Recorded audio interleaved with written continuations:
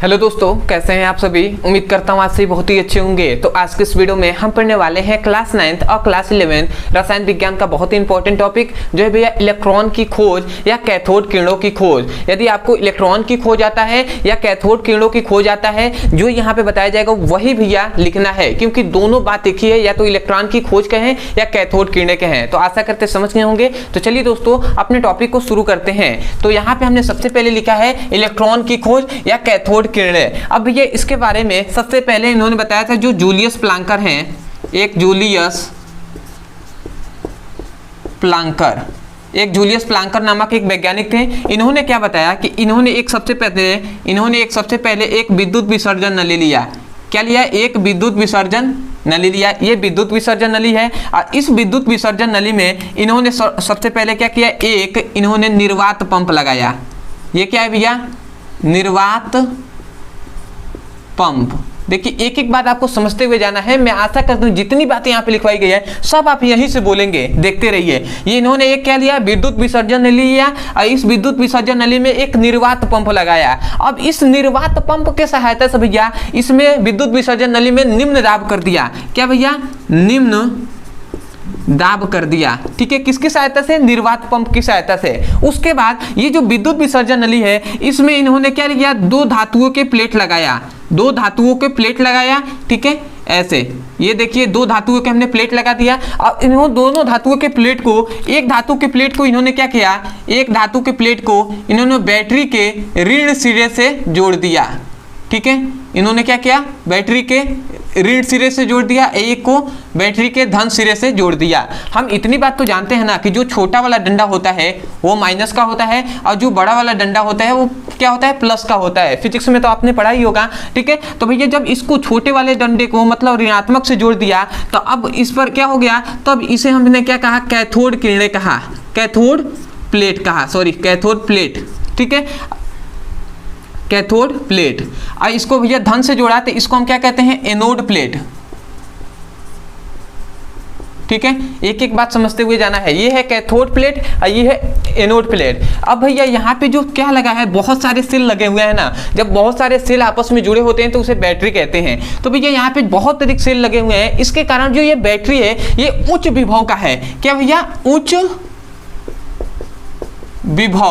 उच्च विभव का है। तो अब इन्होंने भैया मतलब निम्न दाब व उच्च विभव पर इन्होंने क्या किया, विद्युत विसर्जन नली में जैसे ही इन्होंने विद्युत धारा प्रवाहित किया तो इन्होंने देखा कि जो क्या होता है, कैथोड प्लेट्स है इससे कुछ अदृश्य किरणें निकलती हैं और ये अदृश्य किरणें विसर्जन नली पर, ये अदृश्य किरणें जो ये क्या है, विसर्जन नली क्या जो नली है इस पर हरे रंग का चमक उत्पन्न करती हैं। यही बात हमने लिखा है। तो आप क्या कहेंगे, सबसे पहले यहाँ पे लिखा है कि जब जूलियस प्लांकर ने एक विद्युत विसर्जन नली में निम्न दाब व उच्च विभव पर विद्युत धारा प्रवाहित किया तो पाया कि कैथोड प्लेट से कुछ अदृश्य किरणें निकलती हैं जो नली की दीवार पर एक हरे रंग की चमक उत्पन्न करती हैं। तो यही ना हमने बताया, हमने क्या कहा कि जूलियस प्लांकर नामक वैज्ञानिक ने विद्युत विसर्जन नली में निम्न दाब व उच्च विभव पर विद्युत धारा प्रवाहित किया तो पाया कि कैथोड प्लेट से कुछ अदृश्य किरणें निकलती हैं जो विद्युत विसर्जन नली के दीवार पर क्या बनाती है, हरे रंग की चमक उत्पन्न करती हैं। तो आशा करते हैं आप यहीं से फिगर को देखकर आप बता सकते हैं इतनी बात। ठीक है, उसके बाद 2 पॉइंट्स आपको जानना पड़ेगा। 2 पॉइंट्स आपने जान लिया तो भैया यहाँ से आपको कैथोड किरणें भी और इलेक्ट्रॉन की खोज भी आपको पता चल जाएगा। तो सबसे पहले इतनी तो बात आपको कहें, इतनी बात में आप क्या कहेंगे, एक बार सुनिए ध्यान से, लिखिए। आप क्या कहेंगे, जूलियस प्लांकर नामक वैज्ञानिक ने विद्युत विसर्जन नली में निम्न दाब व उच्च विभव पर विद्युत धारा प्रवाहित किया तो पाया कि कैथोड प्लेट से कुछ अदृश्य किरणें निकलती हैं जो क्या नली की दीवार पर हरे रंग की चमक उत्पन्न करती हैं। तो आशा करते इतनी बात समझ गए होंगे। तो भैया जूलियस प्लांकर जो नामक वैज्ञानिक थे इन्होंने केवल इतनी ही बात बताई थी। उसके बाद उसके बाद आप नोट्स में कुछ पॉइंट्स को याद रखेंगे, यही इंपॉर्टेंट है, ठीक है। तो उसके बाद एक नामक जो जे.जे. थॉमसन नामक एक वैज्ञानिक थे, जे.जे. थॉमसन नामक वैज्ञानिक का तो आपने नाम सुना ही होगा। तो जे.जे. थॉमसन ने बताया कि जे.जे. थॉमसन या टॉमसन भी कहते हैं, ठीक है। तो जे.जे. थॉमसन ने बताया, जे.जे. थॉमसन ने बताया कि ये जो क्या होती है, जो क्या होती है, कैथोड प्लेट से कुछ अदृश्य किरणें निकलती हैं, ठीक है। तो ये कैथोड प्लेट से निकल रही हैं, इसलिए इन किरणों को इन्होंने कैथोड किरणें कहा। मतलब जे.जे. थॉमसन ने कहा कि ये जो किरणें हैं ये कैथोड प्लेट से निकलती हैं, इसलिए इन्हें हम कैथोड किरणें कहेंगे। तो जे.जे. थॉमसन ने इन किरणों को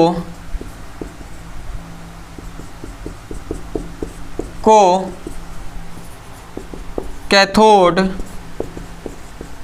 किरणें कहा, ठीक है। अब भैया क्यों कहा, ये तो हमने बताया ना कि कैथोड प्लेट से निकल रही थी, इसीलिए जे.जे. थॉमसन ने कहा कि भैया जी इन्हें हम क्या कहेंगे, कैथोड किरणें कहेंगे।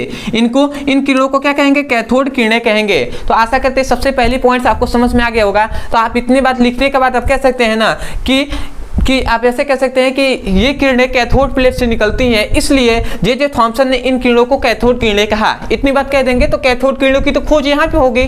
अब आता है कि भैया इलेक्ट्रॉन की खोज कहाँ पे हुई। तो भैया जब इसके गुण देखा गया, मतलब जो कैथोड किरणें हैं इस पर गुण पर बहुत सारे वैज्ञानिक लगे हुए थे, परंतु मुख्य वैज्ञानिक एक है भैया विलियम क्रुक्स, एक है जे.जे. थॉमसन। ये दो वैज्ञानिक मिलकर इस पर लगे हुए थे भैया कि इसका गुण क्या कौन कौन सा है पता चल जाए। तो इसके गुण पर इन्होंने अध्ययन किया। कौन कौन से भैया, एक है विलियम क्रुक्स, एक है भैया जे.जे.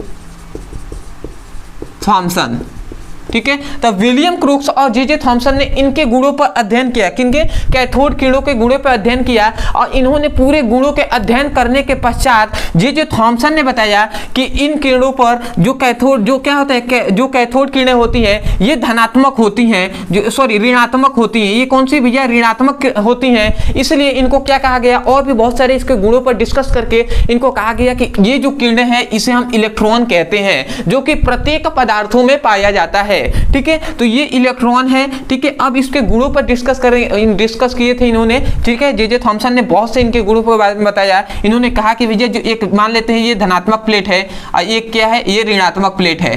और इन्होंने कहा कि मान लेते हैं ये कैथोड किरणें यहाँ से हम गुजारते हैं बीच से, तो जब बीच से हम गुजारते हैं तो ये क्या होती है, जो धनात्मक प्लेट होती है उसकी ओर कैथोड किरणें, सभी कैथोड किरणें आने लगती हैं। तो इससे हमें पता चलता है कि ये धनात्मक प्लेट है और ये क्या हो रही है, इधर आकर्षित हो रहे हैं। इसका मतलब ये ऋण आवेशित क्या है, किरणें हैं, क्योंकि हम जानते हैं धनात्मक की ओर ऋणात्मक वाला ही क्या होता है, आकर्षित होता है। तो आशा करते हैं समझ में होंगे। तो इसीलिए जे.जे. थॉमसन ने कहा, जे.जे. थॉमसन ने कैथोड किरणों को इलेक्ट्रॉन कहा, ठीक है।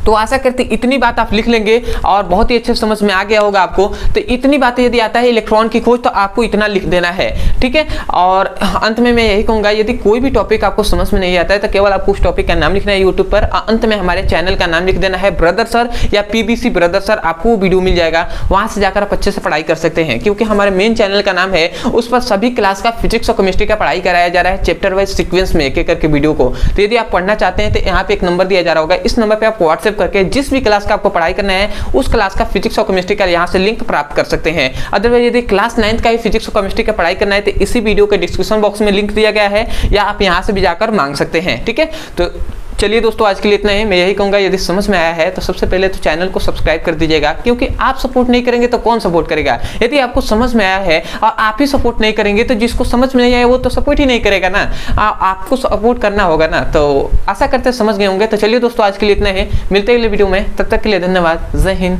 जय भारत।